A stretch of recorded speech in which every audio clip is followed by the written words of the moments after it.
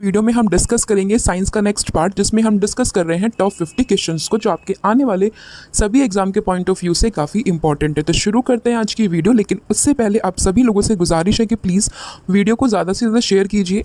जिस किसी ने भी अभी तक चैनल को सब्सक्राइब नहीं किया है, प्लीज़ चैनल को सब्सक्राइब कीजिए और वीडियो को ज़्यादा से ज़्यादा शेयर कीजिए।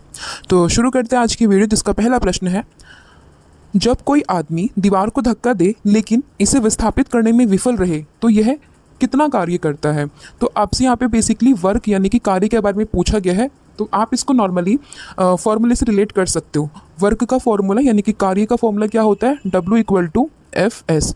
और कार्य कब होता है, जब आप किसी भी वस्तु पर कोई भी बल लगाएं, कोई भी फोर्स लगाएं और साथ ही में वो जो वस्तु है वो अपनी स्थान से डिस्प्लेस हो जाए या अपनी स्थान से वो अपनी पोजीशन को चेंज कर ले, तो उसी कंडीशन में यहाँ पर वर्क होगा। अब देखिए, कोई भी व्यक्ति अगर दीवार को धक्का लगाता है लेकिन दीवार विस्थापित नहीं होती है, तो यानी कि जो ये आपका डिस्प्लेसमेंट वाला फैक्टर है ये क्या हो गया, ज़ीरो। अगर ये ज़ीरो हो गया तो ये पूरी वैल्यू कितनी हो गई, तो ये भी ज़ीरो हो गई। तो इस कंडीशन में आप कह सकते हो कि कोई भी कार्य नहीं होगा, क्योंकि वहाँ पर डिस्प्लेसमेंट नहीं हो रहा। और वर्क होने के लिए कंडीशन यही है कि आप बल लगाएं और बल लगाने के बाद जिस वस्तु पे आप बल लगा रहे हैं वो अपनी जगह को, अपनी पोजीशन को चेंज कर ले। तो यहाँ पर ऑप्शन नंबर डी ये करेक्ट हो जाएगा। नेक्स्ट है, यदि कोई वस्तु वृत्ताकार पथ पर घुमाई जाती है तो उस पर किया गया कार्य वो कितना होता है। अब यहाँ पर भी सेम सीन है, जैसे ये कोई भी ऑब्जेक्ट अगर सर्कुलर पाथ में घूमती है तो जहाँ से ये चली है वहीं पे आकर रुक जाती है, यानी कि इस टाइम पे इसका जो डिस्प्लेसमेंट है वो भी कितना हुआ, ज़ीरो। और डिस्प्लेसमेंट अगर ज़ीरो है, उसकी द्वारा की गई जो दूरी है वो ज़ीरो है, तो यहाँ पर किया गया कार्य ये भी ज़ीरो ही होगा। तो ऑप्शन नंबर ए यहाँ पर इसका करेक्ट हो जाएगा। नेक्स्ट, यदि बल और त्वरण दिया गया हो तो वस्तु का जो द्रव्यमान है उसे ज्ञात करने का सूत्र क्या होता है। तो देखिए, आपने बल का फॉर्मूला देखा होगा, क्या होता है, F=ma। अब यहाँ पे आपसे पूछा है कि अगर आपके पास बल है साथ ही में एक्सेलरेशन है तो आपको मास बताना है। तो मास को निकालने के लिए आप क्या करोगे, इसको आप नॉर्मली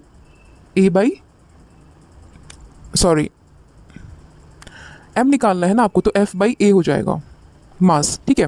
तो ऑप्शन नंबर ये सी आपका यहाँ पर करेक्ट हो जाएगा। नेक्स्ट है, निम्नलिखित में से न्यूटन का कौन सा गति नियम यानी कि लॉ ऑफ मोशन दीवार पर फेंका हुआ गेंद टकराकर वापस आ जाता है, इस चीज़ का व्याख्यान करता है। तो देखिए, जो न्यूटन है, न्यूटन ने बेसिकली लॉज ऑफ मोशन दिए थे, और कितने दिए थे, 3 दिए थे, ठीक है। तो उसमें से जो थर्ड वाला है वो ये बताता है कि अगर कोई भी वस्तु को आप किसी चीज़ से टकराते हो तो वो टकराकर वापस आ जाती है, इसको कहते हैं एक्शन रिएक्शन का फोर्स। तो ये कौन से नियम में है, तो ये है तीसरे नियम में। तो ऑप्शन नंबर सी यहाँ पर करेक्ट होगा। देखिए, दीवार पर फेंकी हुई गेंद वो टकराकर वापस आती है, तो ये तीसरे नियम की व्याख्या करती है। तो आपको ध्यान रखना है, इसमें ऑप्शन नंबर सी करेक्ट हो जाएगा। नेक्स्ट है, गुरुत्वाकर्षण का सार्वभौमिक नियम ये किस पर लागू होता है। तो देखिए, ये जो ग्रेविटेशनल है ये यूनिवर्सल लॉ है। यूनिवर्सल लॉ का मतलब कि आप किसी भी वस्तु पर इसको अप्लाई करोगे तो ये अप्लाई होगा। कंडीशन क्या रहती है कि दो वस्तु हो जिनका कुछ स्पेसिफिक मास हो और उनके बीच में कोई दूरी होती है, तो उस कंडीशन में यहाँ पर ग्रेविटेशनल लॉ जो है ये अप्लाई हो जाता है। तो ना तो ये किसी दो स्पेसिफिक ऑब्जेक्ट के बीच की बात करता है, बल्कि ये किसी भी पेयर का कोई भी ऑब्जेक्ट हो उसकी बात करेगा। तो ऑप्शन नंबर डी जो है यहाँ पर करेक्ट हो जाएगा। नेक्स्ट है, निम्नलिखित में से किसके अणुओं के बीच आकर्षण बल अधिकतम होता है। तो आकर्षण बल अधिकतम होता है किसके बीच में, तो वो होता है सॉलिड यानी कि ठोस के बीच में। हमें पता है कि पदार्थ की कितनी अवस्था होती है, तो पदार्थ की 5 अवस्था होती है, सॉलिड, लिक्विड, गैस, प्लाज्मा और बोस आइंस्टाइन कंडेंसेशन। तो इसमें जो सॉलिड है यहाँ पर मैक्सिमम आपको फोर्स ऑफ अट्रैक्शन देखने के लिए मिलेगा between the particles of solid. तो ऑप्शन नंबर डी यहाँ पर करेक्ट होगा। नेक्स्ट है, इनमें से कौन सा एक रासायनिक परिवर्तन है। तो इसमें से रासायनिक परिवर्तन की बात की है। अब देखिए, परिवर्तन 2 तरीके के होते हैं, एक तो केमिकल चेंज और दूसरा फिजिकल चेंज। और यहाँ पे आपसे केमिकल चेंज की बात की गई है, और केमिकल चेंज का सबसे अच्छा जिक आप कह सकते हो समझने के लिए वो ये होता है कि वो किसी नए पदार्थ में कन्वर्ट हो जाते हैं, तो उसी को क्या कहते हैं, केमिकल चेंज कहते हैं। और कन्वर्ट होने के बाद वो अपनी मूल अवस्था में, जिस अवस्था में वो ओरिजिनली होते हैं, उसमें वापस नहीं आते। अब आप ऑप्शन को देखिए, लास्ट में क्या है, मैग्नेटाइजेशन ऑफ आयरन यानी कि लोहे का चुंबकीयकरण। अगर आप कोई भी आयरन का पीस अगर वो मैग्नेटाइज हुआ है तो आप उसको डीमैग्नेटाइज ईजिली कर सकते हो, तो ये ऑप्शन कट गया। एक प्लेटिनम तार का गर्म होना, अगर कोई चीज़ गर्म हुई है तो वो ठंडी वापस से हो सकती है, तो ये ऑप्शन भी कट गया। CO2 से सूखी बर्फ़ बनाना, तो आप सूखी बर्फ़ से वापस से CO2 में कन्वर्ट कर सकते हो, लेकिन अगर आपने मक्खन को खट्टा कर दिया तो वापस से आप उसकी प्रॉपर्टी को चेंज नहीं कर सकते। तो इसलिए ऑप्शन नंबर ए यहाँ पर ये एग्जाम्पल है किसका, केमिकल चेंज का। तो ऑप्शन नंबर ए यहाँ पर करेक्ट होगा। नेक्स्ट है किसी परमाणु के कक्ष में समायोजित किए जा सकने वाले इलेक्ट्रॉन की अधिकतम संख्या का सूत्र ये किससे दिखाया जाता है। तो देखिए हमारे पास एटम होता है, एटम में अंदर न्यूक्लियस जिसमें प्रोटॉन प्लस न्यूट्रॉन प्रेजेंट होते हैं, बाहर जो है अलग अलग शेल्स होती है जिसमें आपके इलेक्ट्रॉन्स जो है वो रिवॉल्व करते रहते हैं। अब किस सेल में कितने इलेक्ट्रॉन्स रिवॉल्व करेंगे ये एक फॉर्मूले से डिसाइड होता है जिसका फॉर्मूला होता है 2n²। n यहाँ पर होती है कि जिस कक्ष की आप बात कर रहे हो उसमें, जैसे कि n अगर हमने फर्स्ट लिया तो क्या आएगा 2, यानी कि पहली कक्षा में आप सिर्फ 2 इलेक्ट्रॉन्स को भर सकते हो। नेक्स्ट की बात करें तो नेक्स्ट यानी कि सेकंड सेल 2 का स्क्वायर 4 और 4 2 8, यानी कि सेकंड सेल में आप 8 इलेक्ट्रॉन्स को भर सकते हो। तो किस कक्ष में कितने एटम्स आने हैं इसका पता लगाते हैं हम 2n² से। तो ऑप्शन नंबर डी यहाँ पर ये करेक्ट हो जाएगा। नेक्स्ट है परमाणु का नाभिक मॉडल पहली बार किसके द्वारा खोजा गया। तो परमाणु का जो नाभिक मॉडल है वो सबसे पहले खोजा गया था अर्नेस्ट रदरफोर्ड के द्वारा। तो ऑप्शन नंबर ए यहाँ पर इसका करेक्ट होगा। फिर है तत्व जिनकी द्रव्यमान संख्या एक समान होती है परंतु भिन्न परमाणु संख्या होती है क्या कहलाते हैं। तो यहाँ पे पूछा गया है कि वो एलिमेंट जिनका मास नंबर तो सेम होता है लेकिन एटॉमिक नंबर डिफरेंट होता है उनको क्या कहते हैं। तो उनको कहा जाता है आइसोबार। ऑप्शन नंबर सी यहाँ पर करेक्ट होगा, यानी कि ये वो एलिमेंट्स होते हैं जिनका मास नंबर या एटॉमिक मास सेम होता है लेकिन एटॉमिक नंबर डिफरेंट होता है। एग्जाम्पल की अगर हम बात करें तो यहाँ पे आर्गन, पोटेशियम या कैल्शियम आप ले सकते हो। कैल्शियम का एटॉमिक नंबर 20, पोटेशियम का एटॉमिक नंबर 19 और आर्गन का जो एटॉमिक नंबर है वो 18, लेकिन इन सभी के मास क्या है इक्वल है, यानी कि 40 40 40। तो यहाँ पे मास नंबर इक्वल है लेकिन एटॉमिक नंबर डिफरेंट है, तो इन्हीं को क्या कहेंगे आइसोबार कहेंगे। नेक्स्ट है म्यूटेरिक अम्ल का वैज्ञानिक नाम क्या है। तो म्यूटेरिक अम्ल का वैज्ञानिक नाम बताना है तो ये होगा आपका hydrochloric acid. Option number B यहाँ पर ये करेक्ट होगा। नेक्स्ट है बेकिंग सोडा क्या है। तो बेकिंग सोडा की बात करें तो इसका फॉर्मूला होता है सोडियम बाइकार्बोनेट। तो ऑप्शन नंबर सी यहाँ पर इसका करेक्ट होगा। रासायनिक सूत्र जो है इसका NaHCO3 होता है। नेक्स्ट है कास्टिक सोडे का रासायनिक नाम। तो कास्टिक सोडे का रासायनिक नाम जो है वो क्या होता है, ये होता है सोडियम हाइड्रोक्साइड। तो ऑप्शन नंबर डी यहाँ पर करेक्ट हो जाएगा, यानी कि NaOH इसका रासायनिक सूत्र होता है। इसका उपयोग जो है वो पेट्रोलियम को शुद्ध करने में, साबुन बनाने में, सूती कपड़ों को चमक पैदा करने में, इन सभी में यूज़ होता है। वहीं बात करें सोडियम कार्बोनेट की तो ये वॉशिंग सोडा होता है। सोडियम क्लोराइड ये साधारण नमक होता है और सोडियम थायोसल्फेट इसका उपयोग हम फोटोग्राफी में करते हैं। नेक्स्ट है ग्लूकोज में कार्बन के कितने अणु होते हैं। अब देखिए ग्लूकोज का फॉर्मूला क्या होता है। तो ग्लूकोज का फॉर्मूला होता है C6H12O6। तो यहाँ पे आपसे पूछा गया है कार्बन के कितने परमाणु होते हैं। तो कार्बन के कितने एटम हैं यहाँ पर, तो ये है 6। तो ऑप्शन नंबर सी यहाँ पर करेक्ट होगा। वहीं अगर पूछते हाइड्रोजन का तो वो होते 12 और ऑक्सीजन का पूछते ये भी होते कितने 6। नेक्स्ट है निम्न में से कौन सा कथन सही या फिर गलत है। तो आपसे 2 स्टेटमेंट दी गई है, आपको बताना है कि कौन सा सही है कौन सा गलत है, या दोनों सही है दोनों गलत है।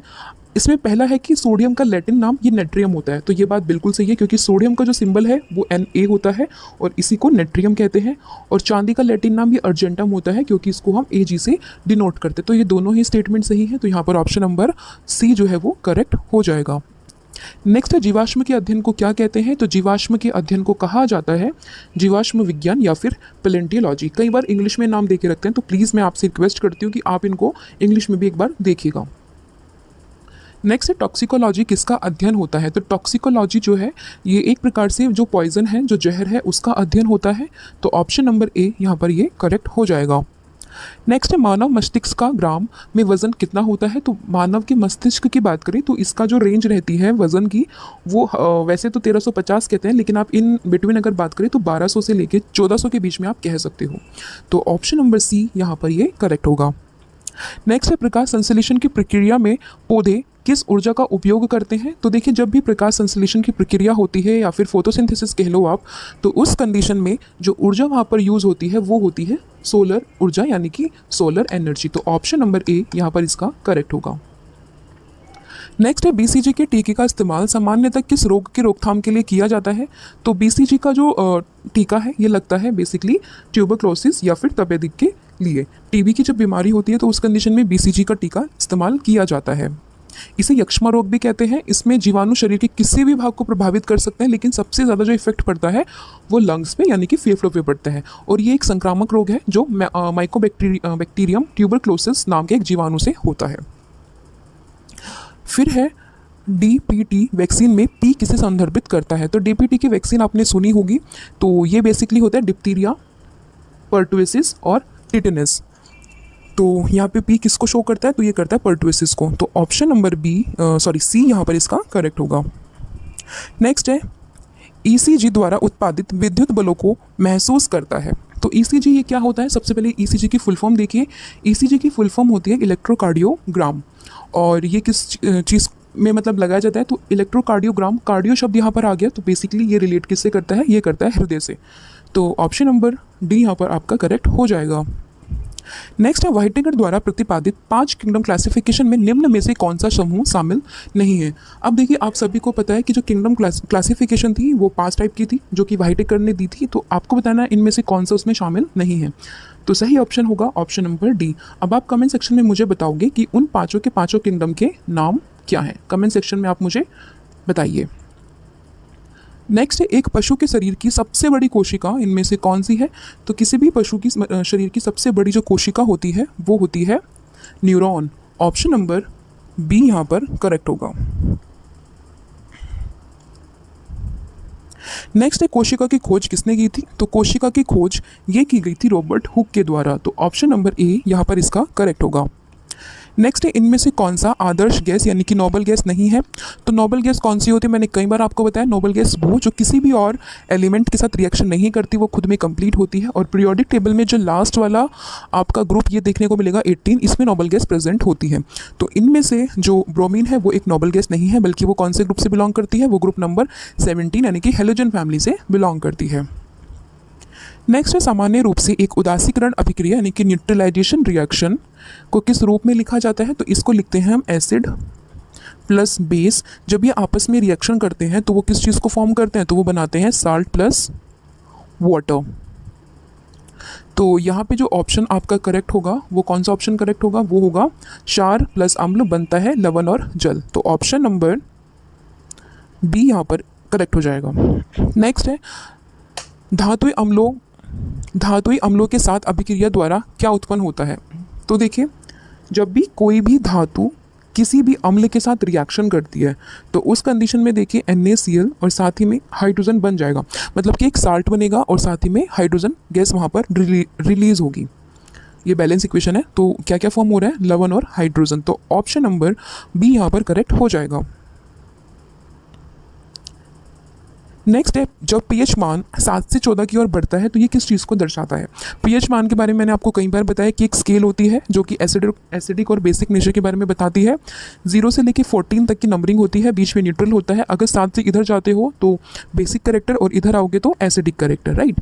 अब आप अगर इससे इधर की तरफ जाते हो तो ज़्यादा से ज़्यादा क्या होगा? बेसिक नेचर आएगा। तो इधर जाने पर जो है OH आयन की जो सांद्रता है, जो कॉन्सेंट्रेशन है, उसमें क्या होगा? उसमें इंक्रीमेंट होगा। तो ऑप्शन नंबर बी यहाँ पर इसका करेक्ट हो जाएगा। फिर है इनमें से किसे नाभिकीय भौतिकी यानी कि न्यूक्लियर फिजिक्स का जनक कहा जाता है? तो न्यूक्लियर फिजिक्स का जनक ये जाने जाते हैं ई रदरफोर्ड। तो ऑप्शन नंबर बी यहाँ पर करेक्ट हो जाएगा। नेक्स्ट है सल्फर डाइऑक्साइड यानी कि SO2, इसका जो द्रव्यमान है वो कितना होता है? तो द्रव्यमान के लिए देखिए आपको एटलीस्ट 20 तक के सभी एलिमेंट्स के मतलब नंबर और उनके एटॉमिक मास वो याद होने चाहिए। तो यहाँ पे SO2 के बारे में पूछा है, तो SO2 का आप कैसे निकालोगे? तो देखिए S का जो मास होता है वो 32 होता है और ऑक्सीजन का कितना होता है? 16 होता है। फॉर्मूले में जब आप रखोगे तो 32 प्लस 16, और 16 के कितने मॉलिक्यूल एटम है? 2। तो 32 plus 32 goes on to 64 unit. तो यहाँ पर ऑप्शन नंबर सी करेक्ट हो जाएगा। नेक्स्ट है फुलरीन में कार्बन परमाणु कितने होते हैं? तो देखिए फुलरीन यानी कि बकमिनिस्टर फुलरेंस, ये होते हैं basically allotrope of carbon. Carbon के 3 एलोट्रॉप हैं जिसमें से एक आता है फुलरीन, और इसमें कार्बन की संख्या कितनी होती है? 60। अब वो 3 कौन कौन से होते हैं? पहला ग्रेफाइट, फिर डायमंड, और तीसरा है आपका फुलरीन, और इसमें कार्बन की संख्या कितनी होती है? 60। नेक्स्ट है CaOH होल ट्वाइस का सापेक्ष द्रव्यमान कितना है? इसका आंसर आप मुझे कमेंट सेक्शन में बताएंगे कैलकुलेट करके। मैं आपको बता देती हूँ कि जो ये कैल्शियम है इसका मास है 40, ऑक्सीजन इसका है 16, और हाइड्रोजन ये है आपका बेसिकली 1। अब आप मुझे इसका जो भी आंसर होगा वो कमेंट सेक्शन में बताएंगे। नेक्स्ट है पानी में हाइड्रोजन को अलग करने की प्रक्रिया को क्या कहते हैं। तो देखिए जब भी आप पानी से हाइड्रोजन को अलग करते हो तो उस विधि को कहा जाता है विद्युत विघटन यानी कि इलेक्ट्रोलाइसिस। तो ऑप्शन नंबर ए यहाँ पर इसका करेक्ट हो जाएगा। नेक्स्ट है मुक्त रूप से गिरने के दौरान पिंड किस स्थिति में रहता है। जब आप किसी भी पिंड को स्वतंत्र रूप से नीचे गिराते हो तो ऐसी स्थिति में जो पिंड है उसमें भारहीनता की अवस्था आ जाती है, अर्थात जो पिंड है उसका जो भी वेट है वो जीरो हो जाता है और परंतु द्रव्यमान वो शून्य नहीं होता। ठीक है, भार और जो द्रव्यमान है यानी कि वेट और मास दोनों में डिफरेंस होता है, ये आप ध्यान रखिएगा। तो यहाँ पे भारहीनता वाली सिचुएशन आती है, तो ऑप्शन नंबर ए इसका करेक्ट होगा। नेक्स्ट है विस्थापन की दर परिवर्तन दर को क्या कहते हैं, यानी कि जब आप डिस्प्लेसमेंट का rate of change of displacement है उसको क्या कहते हैं, तो उसको कहा जाता है वेलोसिटी। ऑप्शन नंबर सी यहाँ पर इसका करेक्ट होगा। नेक्स्ट यदि 25 किलोग्राम के द्रव्यमान वाली वस्तु को 8 मीटर पर सेकेंड के स्क्वायर के साथ समान त्वरण के साथ गतिमान किया जाए तो वस्तु के द्वारा क्या लगाया गया बल कितना होता है। तो फॉर्मूला हम सभी जानते हैं, F=ma। फोर्स आपको बल यहाँ पे निकालना है, मास 25 और ये कितना दिया गया आपको एक्सेलरेशन, तो ये दिया गया है 8 और यहाँ पे निकल के कितना आएगा 200 न्यूटन। तो ऑप्शन नंबर ए यहाँ पर करेक्ट हो जाएगा। फिर ये सभी बलों में क्या होता है, तो देखिए सभी बलों में परिमाण और दिशा दोनों होती है, तो ऑप्शन नंबर ए यहाँ पर इसका करेक्ट होगा। अब देखिए क्या होता है ना कि हमारे पास दो चीज़ें होती हैं, स्केलर क्वांटिटी और एक वेक्टर क्वांटिटी। वेक्टर क्वांटिटीज़ वो होती है जिसमें मैग्नीट्यूड और डायरेक्शन दोनों की रिक्वायरमेंट होती है, लेकिन स्केलर क्वांटिटीज़ वो होती हैं जिसमें सिर्फ मैग्नीट्यूड की रिक्वायरमेंट होती है। तो इसीलिए जो बल है वो एक वेक्टर क्वांटिटी होने के साथ साथ इसमें दोनों प्रॉपर्टी को पोजेस करता है, यानी कि उसमें मैग्नीट्यूड और डायरेक्शन दोनों होती है। नेक्स्ट है द्रव्यमान बटे आयतन, ये किसका मामला होता है, तो देखिए डेंसिटी, आपने डेंसिटी का नाम सुना होगा, density is equal to mass upon volume. तो किसकी बात हुई है यहाँ पे, घनत्व की। ऑप्शन नंबर ए इसका करेक्ट हो जाएगा। नेक्स्ट है 11 किलोग्राम द्रव्यमान की एक वस्तु 5 मीटर पर सेकंड के एक समान वेग से गति कर रही है, तो इस वस्तु में निहित ऊर्जा के बारे में आपसे पूछा गया है। यूनिट आप इसकी सही कीजिएगा, मीटर पर सेकंड है ये, ठीक है। तो क्या पूछा है, गतिज ऊर्जा यानी कि काइनेटिक एनर्जी। फॉर्मूला क्या होता है, हाफ mv²। मास कितना है आपके पास 11, वेलोसिटी कितनी है 5 × 5। जब आप इसको सॉल्व करोगे तो कितना आएगा 1/2 × 275। जब आप इसको कट करोगे तो आएगा अराउंड ये जूल। तो ऑप्शन नंबर सी यहाँ पर इसका करेक्ट हो जाएगा। नेक्स्ट है कार्य करने की दर क्या कहलाती है, तो देखिए कार्य करने की दर ये क्या कहलाती है, तो कार्य करने की दर कहलाती है शक्ति। ऑप्शन नंबर ए यहाँ पर करेक्ट हो जाएगा, the rate of doing work. Next है निम्नलिखित में से कौन सी एक अदिश राशि है, यानी कि स्केलर क्वांटिटी। और स्केलर क्वांटिटी मैंने अभी बताया जिसमें सिर्फ और सिर्फ मैग्नीट्यूड की रिक्वायरमेंट होती है, तो वो हो जाएगी आपका द्रव्यमान। ऑप्शन नंबर सी यहाँ पर करेक्ट होगा। नेक्स्ट है हाइग्रोमीटर से क्या मापते हैं, तो हाइग्रोमीटर से देखिए बेसिकली मापा जाता है क्या, आर्द्रता, यानी कि ह्यूमिडिटी को मापने के लिए हम यूज़ करते हैं हाइग्रोमीटर का। तो ऑप्शन नंबर सी यहाँ पर इसका करेक्ट होगा। नेक्स्ट है एक पिकोमीटर किसके बराबर होता है, तो देखिए पिकोमीटर जो है वो बराबर होता है 10⁻⁻⁻12 मीटर। तो ऑप्शन नंबर बी यहाँ पर करेक्ट होगा।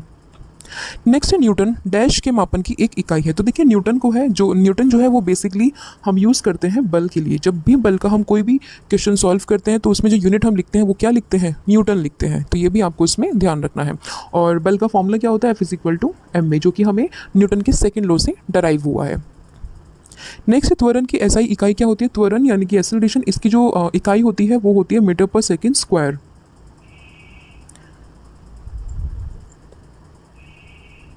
और ये कैसे आती है कि त्वरण का फॉर्मूला क्या होता है, rate of change of velocity. तो v - u/t ये बेसिकली फॉर्मूला होता है आपका एक्सेलरेशन का। वेलोसिटी की यूनिट क्या होती है, मीटर पर सेकंड, टाइम की भी होती है सेकंड। तो जब आप इसको सॉल्व करोगे तो ये बन के आएगा मीटर पर सेकंड स्क्वायर। नेक्स्ट है लेंस की शक्ति की एसआई इकाई क्या होती है, तो लेंस की शक्ति को अगर हम मापें तो वो हम मापते हैं डायोप्टर में। ऑप्शन नंबर बी यहाँ पर करेक्ट हो जाएगा। नेक्स्ट है रेडियो धर्मिता की एसआई इकाई, ये क्या होती है, तो रेडियो धर्मिता यानी कि जो रेडियो एक्टिविटी होती है उसको हम बेसिकली मापते हैं बैक्यूरेल में। तो ऑप्शन नंबर ए यहाँ पर इसका करेक्ट हो जाएगा। हेनरी बैक्यूरेल वो रिलेट करता है रेडियो एक्टिविटी से, तो उन्होंने अपने ही नाम पर एक ऐसा यूनिट यहाँ पे लिखी है जो कि है बैक्यूरेल। नेक्स्ट है मानव शरीर की सबसे छोटी हड्डी कौन सी है, तो मानव शरीर की सबसे छोटी हड्डी ये होती है स्टिपीस, जो कि कान में देखने के लिए मिलती है। और सबसे बड़ी ये थाई बोन होती है जिसको फीमर कहते हैं। फिर है दाब की एसआई इकाई क्या होती है, तो दाब की एसआई इकाई ये होती है पास्कल। तो ऑप्शन नंबर सी यहाँ पर इसका करेक्ट होगा। तो दोस्तों ये थे आपके कुछ important question related to the science, जिसमें हमने नेक्स्ट 50 क्वेश्चंस को डिस्कस किया है।